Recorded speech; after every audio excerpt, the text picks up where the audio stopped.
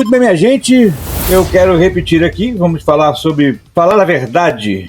Tem alguém mentindo? Bravatas e pataquadas das eleições 2022. Por que decidimos por um título assim tão provocador, né, tão provocativo, tão agulhante como esse? Porque, na minha cabeça, mais do que claro que o período das eleições é sempre o período em que mais se vê exatamente isso, né? Bravatas, mentiras, pataquadas, quase nenhuma verdade, ou se muito e quando muito, a verdade aparece na mão de quem quer espetar ou agulhar o outro, quer provocar o outro, quer denigrir a imagem do outro. A verdade poucas vezes aparece para alguma coisa que seja construtivo, interessante, proba e adequada. Nem mesmo com um conteúdo adequado, a verdade aparece no período eleitoral. A gente está mais do que acostumado a exatamente isto. E em outro bate-papo que tive com vocês no início da semana, na segunda-feira mais precisamente, nós intitulamos Mais do Mesmo o nosso bate-papo aqui. E por que mais do mesmo? Porque tínhamos acabado de assistir ao debate presidencial na Bandeirantes no domingo, e eu comecei aqui a segunda-feira dizendo mais do mesmo. Mais do mesmo. Por que mais do mesmo? Porque foi exatamente esse o contexto, né? Inverdades, bravatas e pataquadas. É o que a gente vê sempre. Não deixou de ser, e aí nada mais justo do que começar o bate-papo de segunda-feira como o título de mais do mesmo. Porém, eu sempre digo que o período eleitoral, pelo menos, principalmente quando entra na televisão, se torna um espetáculo, né, a ser visto, porque se não nos faz chorar, nos faz rir. Às vezes rir muito mais do que chorar, mas às vezes chorar copiosamente a realidade triste que nós vivemos nesse país. Não é uma exclusividade nossa que haja esse contexto em período de eleições. Isso acontece mundo afora, né? Tem ser humano, tem isso aí mesmo, né? Acusações, brigas, lutas, mentiras, ataques e tudo mais. Eu tenho vídeos aqui de discussões políticas em países árabes, por exemplo, né, do Oriente Médio, onde há verdadeiro fighting. O pessoal levanta, taca a cadeira um no outro, briga, sai no tapa, vai para as vias de fato e tudo mais. Então, não é um privilégio nosso. Mas, peculiarmente falando de Brasil, até porque é aquilo que nos cabe e que nos toca, nós não temos, infelizmente, continuamos sem nada de conteúdo eleitoralmente adequado, empolgante, capaz de tirar as massas da sensação de que continuamos sem nada novo. Eu fui propositalmente rever as imagens do debate de segunda-feira, venho assistindo o horário eleitoral todos os dias, quando aparece na televisão, na Rede Nacional de Televisão e de rádio também, e lamentavelmente chego à mesma conclusão. Nada novo, e segue essa patinação nessa draga desgraçada.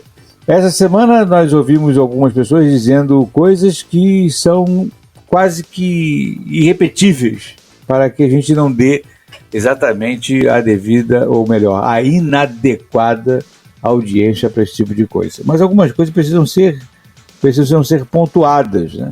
Por que precisam ser pontuadas? Porque ficam descaradamente como o uso do princípio que eu sempre disse, e já disse em outros momentos aqui, que é aquela historinha do repetir mentiras, muitas vezes faladas, acabam se tornando verdade.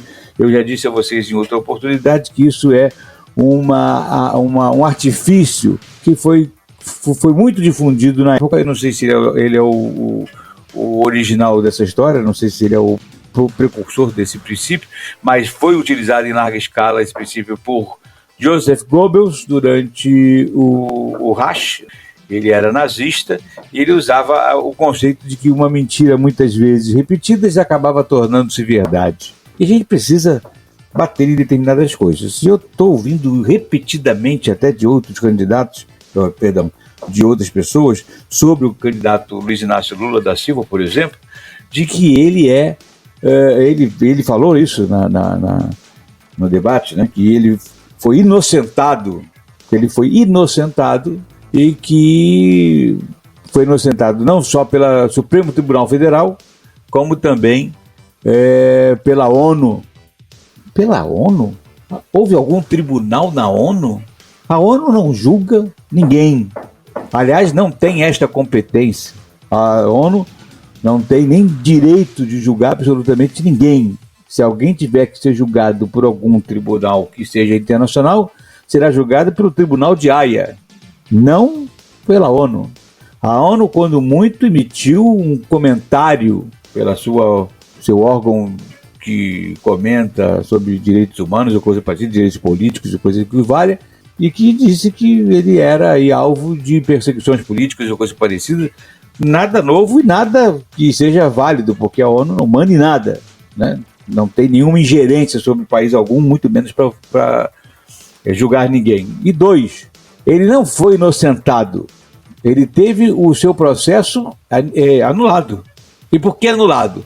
Anulado por motivações de rito processual. Um artifício utilizado aí dentro da justiça para anular o processo. Mas ele foi condenado em primeira e em segunda instância. Ele não foi inocentado de absolutamente nada. Nada. Não foi nem de perto inocentado. É claro que sou peremptoriamente contra, por exemplo, o que aconteceu no debate também, de novo, em que o nosso presidente Jair Bolsonaro chamou o candidato Luiz Inácio Lula da Silva de ex-presidiário, né? Por que sou contra? Alguém até me agulhou essa semana quando disse assim: ah, mas ele disse alguma mentira? Não disse, é verdade, não disse mentira nenhuma. Mas não convém ao decoro de um presidente da República que fale essas coisas. Até porque precisamos lembrar sempre que o Jair Bolsonaro, embora candidato à reeleição, ele é presidente da República, ele está presidente da República. Então, num debate, talvez, no meu entendimento, seja a única pessoa que não pode entrar no jogo das acusações, da galhofa, porque tem um decoro presidencial a manter. Acho que isso é bastante adequado para a posição dele. Bom, enfim. Mas relativamente ao Luiz Inácio Lula da Silva, ele não é, não. E é uma bravata, uma pataquada dizer que foi inocentado. Uma outra coisa que ele falou também, não nesse debate exatamente, mas em outra oportunidade, se eu não me engano, na entrevista na Globo, de que ele, por exemplo, foi no governo dele que foi criado o COAF. E eu estava assistindo a entrevista, na hora me levantou uma pulga atrás do olho, mas ele criou o COAF? A gente não é nenhuma biblioteca, né? A gente não tem nenhuma biblioteca na cabeça. Eu tenho a sensação, a coisa foi muito antiga, eu falei, tem alguma coisa errada. Eu fui pesquisar e de feito, né? O COAF foi criado no governo do Fernando Henrique Cardoso.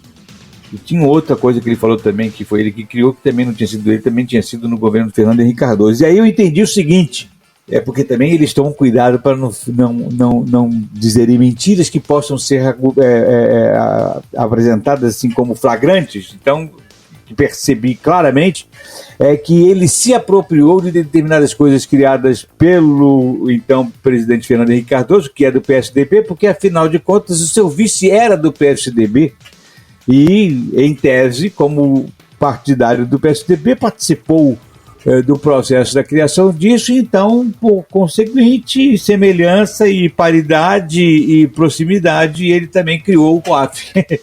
Quer dizer, é uma forçação de barra, é uma bravata, é uma pataquada, é uma mentira, uma inverdade. Mas que é dita en passant, e para quem está ouvindo aquilo ali no borbulhão, e também como eu não tenho a certeza do que está sendo dito, o engole. Principalmente os que já têm alguma simpatia pelo candidato, engole. Né? Naturalmente engole. Para encerrar o bate-papo, a gente não se alongar muito nisso, estou falando do Lula, poderia estar falando de outros e vou falar de outros em outra oportunidade, porque eu não quero me alongar muito aqui, mas vou falar porque bravata é o que não falta, de todos eles, né? Do Jair Bolsonaro, do Ciro Gomes, da Simone Tebet. A Simone Tebet, parece que é uma moça que acabou de chegar na vida pública, né, e sem passado. Falou de coisas que parece até que não participa do governo. Não participa do governo, não, perdão. Não participa do Congresso. Tem coisas que ela falou contra o Congresso, coisas que ela mesma votou a favor. Não foi muito diferente a Soraya Tronic. Então, quer dizer, essa gente vai passando diante da gente como se a coisa funcionasse como Alice no País das Maravilhas, né? E a gente não tem mesmo o hábito de conferir, de acompanhar, vai engolindo tudo isso, né? Vai engolindo tudo isso. O próprio presidente Jair Bolsonaro disse que a economia está bombando. Não, bombando não, presidente. Pode estar demonstrando capacidade de recuperação. É verdade que o Brasil tem se recuperado melhor do que outros países no pós-Covid. Isso é uma coisa muito legal, mas que também não é necessariamente produzido pelo governo dele, né? O Brasil tem uma economia realmente muito pujante, muito forte, muito resiliente, muito elástica, capaz de se recuperar mesmo, e é por isso que esse país não quebra, né? Porque diante de tanto roubo, de tanta malversação do dinheiro público, a gente continua aí seguindo firme, forte, resistindo e se recuperando a cada ação deletéria dos nossos líderes políticos, nossos governantes. Nós estamos realmente numa situação melhor, mas é porque a nossa economia é forte mesmo. Graças a Deus nós temos um país pujante, forte, rico, né, capaz de passar por situações como essa e sair vivo do outro lado do túnel.